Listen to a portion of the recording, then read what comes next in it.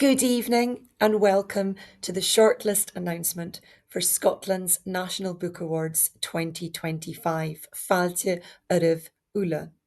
My name is Mary Kidd and I am the director of the Saltires Society. Right now, we are announcing the shortlists at a live event in the iconic bookselling location of Blackwell's South Bridge in the heart of Edinburgh's Old Town. We have relocated the event due to a last minute venue emergency, and I'm very sorry that that means we can't live stream to you live from there. However, we have pre-recorded this presentation and we hope that it will be no less exciting wherever you are listening from in the world. Our book awards were founded in 1937, a year after the Saltire Society itself. The Society was founded in response to fears that Scotland's unique cultural inheritance stood on the brink of ruin. 1930s Scotland was, of course, a very different place. The Great War had been followed by global economic downturn, and another global conflict was on the horizon. No parliament had met here in Scotland for centuries. There was no public body supporting the arts, no national theatre or orchestra, no broadcasting from Scotland as a nation. There is much progress to celebrate today, but we believe the need remains for an independent body to speak for Scottish culture where and when it may be neglected or misunderstood, and to celebrate, of course, its great successes as we do tonight. As the Saltire Society enters its 90th year, we will be asking people across Scotland and further afield to help us in reimagining Scotland, and we look forward to sharing those plans with you soon. Back in 1937, the first Saltire Book of the Year was awarded to Neil Gunn for Highland River. The book remains in print, and it has much to say to our world, just as it did to a society still reeling from the Great War and facing another. It is a book grounded in place and a supreme example of Scottish nature writing. It's an exciting novel, still in print today and recognised as a modern classic. The book awards were interrupted by the Second World War, but the roll call of later awardees includes many further iconic voices of Scottish literature. To name just a few: Edwin Muir, Alistair Gray, Edwin Morgan, David Dykes, Liz Lochhead, Tom Leonard, Norma McCaig, Muriel Spark, Sorlia MacGillane or Sorley MacLean, John Burnside, Alan Warner, James Robertson, Kate Atkinson, A.L. Kennedy, James Kelman, Kathleen Jamie, and many, many more. The Book of the Year was soon supplemented with categories recognising achievement in specific forms, with awards for fiction, non-fiction, poetry, debut writing, and more. The picture then becomes even wider of the depth and range of practice of Scotland's writers, and we can add many more names you will know to the Roll of Honour. Jim Carruth, Graham McCrae Burnett, Jackie Kay, Leila Abu Leila, Ali Smith, Sue Black, Jen Stout, and many, many more. The awards are only made possible through the passion and dedication of our judges. This year, they number 14, and we thank them from the bottom of our hearts for what we know has been an extremely difficult task. We will now move to our research shortlist. You will now see the long list on the screen, and I hope you will excuse me. I'm going to read from a clipboard, so I will be looking off to one side. The research shortlist is Plagues of the Heart by Michelle D. Brock. The judges said this study pinpoints a specific area of Scotland and employs wide-ranging and formidable research, weaving together the historical, sociological, and religious history of Ayr to paint a revealing and original portrait of the past. The title is published by Manchester University Press. Neil McCormick by Maximilian Del Mar. This is published by Cambridge University Press. This biography, the judges said, represents very strong work, usefully contextualising McCormick and his work. Its depth and range of research is admirable. History of a Revolutor by William Malcolm. This volume, about one of Scotland's favourite novelists, is really well written, with strong research and singular detail. It is a definitive study, making very good use of primary resources, many of which are revealed for the first time. Burns and Black Lives by Clark McGinn, published by Lua Press. This book is engaging and well researched, including original material. As historical research, it impresses greatly, and the contemporary relevance is manifest. Art Deco Scotland by Bruce Peter, published by Historic Environment Scotland. This is an outstanding overview, rethinking the nature of Art Deco. The quality of the research is exceptional. We congratulate all of our shortlistees for the research category. Well done, all. We move now to non-fiction, and you can see the long list on screen. Our judges have sent us some comments on what they consider to have been an exceptional year. They said, the 2025 non-fiction judges were given an almost impossible task. The long list from which we had to select the shortlist was extremely strong. The books on it were books that were important, necessary, and timely. It was a painful process to whittle the list down, but as a judge faced with all that high-quality writing, it was also a good problem to have. The shortlisted books cover many topics: politics, history, the natural world, illness, the impact of childhood, ageing, migration, travel, and much more, with myriad themes including escape, freedom, displacement, exclusion, the relationship between memory, storytelling, and truth, our responsibility to the planet, and the interconnectedness of all living things. This shortlist is a treasure trove of books that made us want to press them on other readers, books that made us say, you've got to read this. They are books that we know will encourage an enjoyment of reading. They are books that feel urgent, and they are books that will show you something new about the world. So without any further ado, the shortlist for the non-fiction book of the year and the non-fiction debut of the year is as follows. Russia Starts Here by Howard Amos, shortlisted for debut non-fiction title of the year. This is a book that foregrounds human communication. Transparent and beautifully written, we felt the weight of restrained personal grief as Amos reaches his conclusion. The judges said it spoke to our hearts. Foreign Fruit by Katie Goh, shortlisted for non-fiction debut of the year.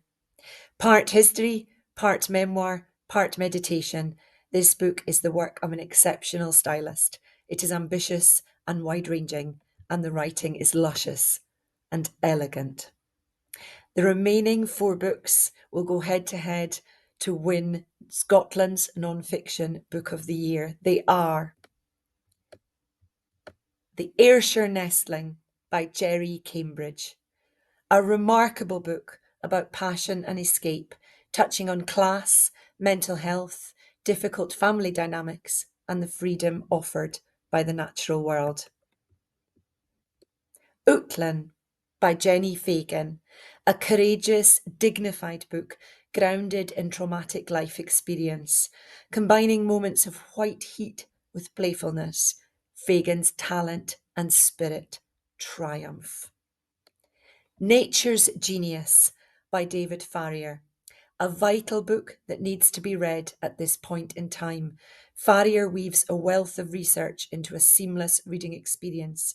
We learned much about the world and were deeply moved. My Good Bright Wolf by Sarah Moss, offering a thoroughly satisfying reading experience and new ways of looking at life. This is a book we know we will revisit again and again, a true work of art. This is the shortlist for non-fiction debut and non-fiction book of the year 2025. The publishers of these titles are Russia Starts Here, Bloomsbury, Foreign Fruit, Canongate, The Ayrshire Nestling, Red Squirrel Press, Outland, Cornerstone, Nature's Genius, Canongate, My Good Bright Wolf, Pan Macmillan. Congratulations to all of the wonderful writers on the list. We move now to our fiction titles, and you will see the long list on the screen. As with all of our long lists, congratulations to everyone. We know that it was a difficult task for our judges to whittle these lists down, and they would have taken all the books forward if they could.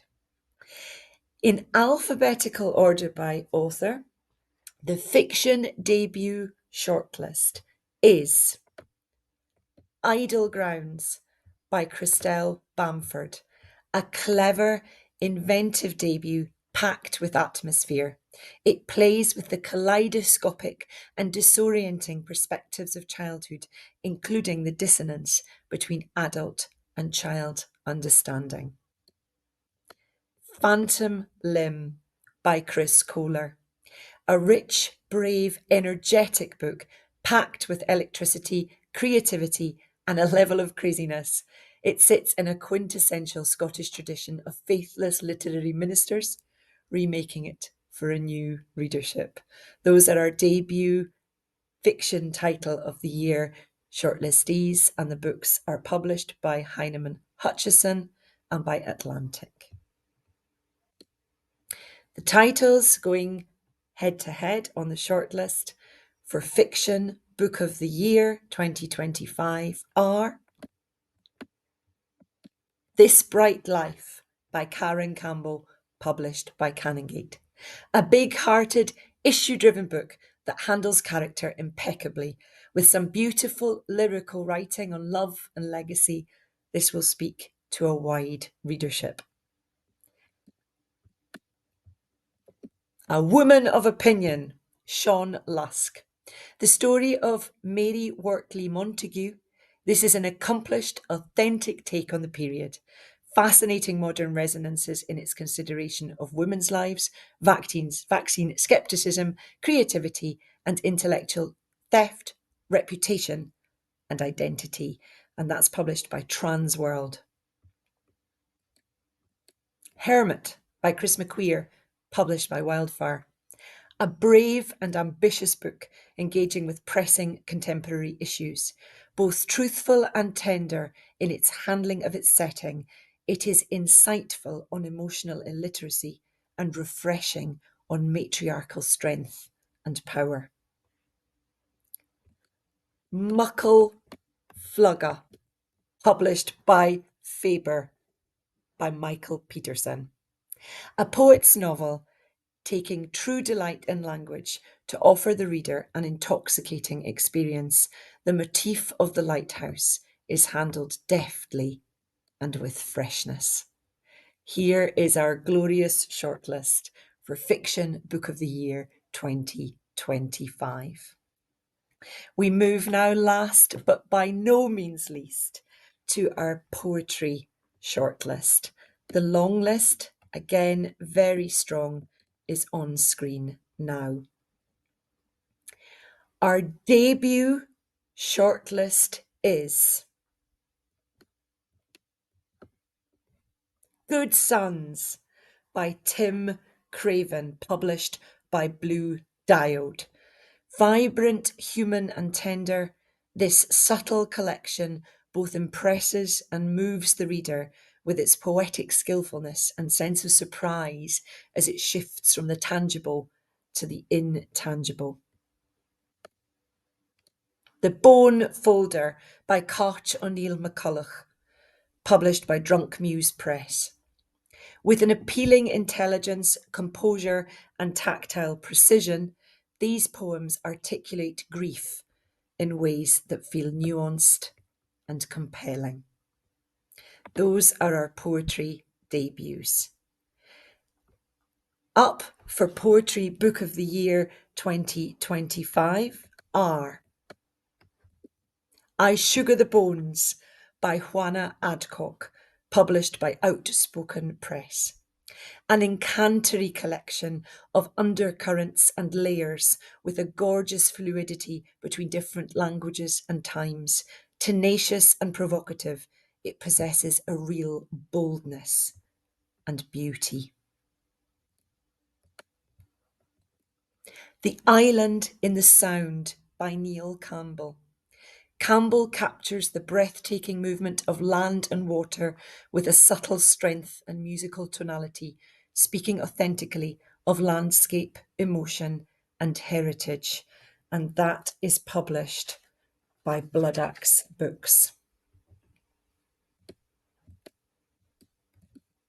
Polka-Dot Wounds by Anthony Vanni Capildeo. This is published by Carcanet. A spectacular collection, boundary-pushing and rich, Capildeo blends distinctive poetic imagery with a clear and confident readability. The Keeley Hawk by Kathleen Jamie. Thoughtful, playful perspectives on the worlds of the human and the natural. Jamie's lyrical, unapologetic poetry in Scots resonates with an honest, imaginative power, and that book is published by Picador Poetry. Congratulations to everyone on the poetry shortlist, and here they are together here. Very slim spines, and so they're boosted on both sides by some beautiful antique books in our own collection. We are absolutely delighted to announce these shortlists, and we extend our enormous congratulations to all of the writers who have featured on these lists tonight. All that remains for me to do now is to thank our judges again for their efforts and to say that we are very glad in the office only to administer and not to have to make these incredibly difficult decisions. Our judges for poetry are Pauline Mackay, who has chaired the panel, Shazar Doja and Harriet Macmillan.